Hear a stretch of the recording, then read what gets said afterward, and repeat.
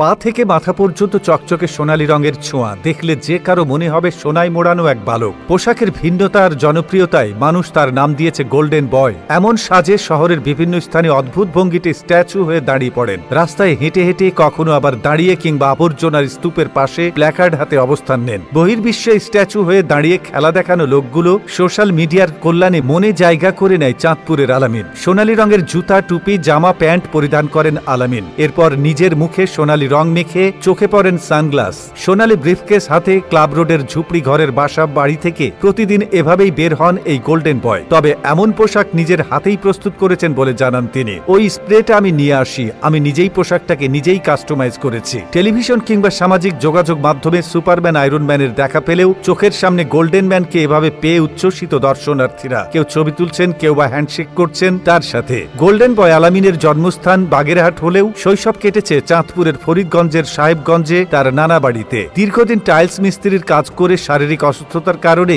বেছে নিয়েছেন এই নতুন পেশা। বনে গেছেন কন্টেন্ট ক্রিয়েটর। তিনি বলেন, এটার আগে আমি পেশায় একজন টাইলস কন্ট্রাক্টর ছিলাম।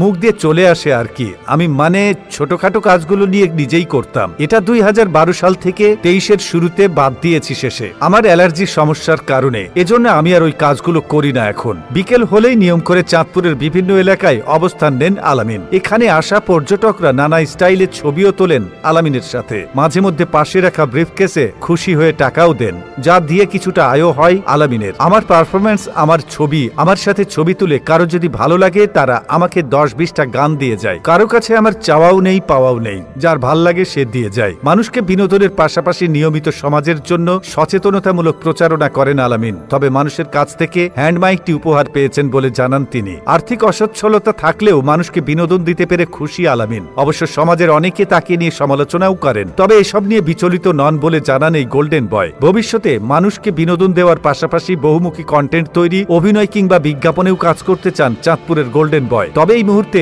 একটি ভালো ক্যামেরার অভাব বোধ করেন আলামিন। তো বন্ধুরা, এই ভিডিওটি ভালো লেগে থাকলে আপনার ফেসবুকের টাইমলাইনে এখনই শেয়ার করুন। সেই সঙ্গে আমাদের ফেসবুক পেজটিকে ফলো করে রাখুন। আর এই ভিডিওটি কেমন লেগেছে আমাদের কমেন্ট করে জানাতে ভুলবেন না। আবারও আসবো নতুন কোনো তথ্য নিয়ে। সে পর্যন্ত ভালো থাকুন, সুস্থ থাকুন। এতক্ষণ আমাদের সাথে থাকার জন্য আপনাদেরকে অসংখ্য ধন্যবাদ।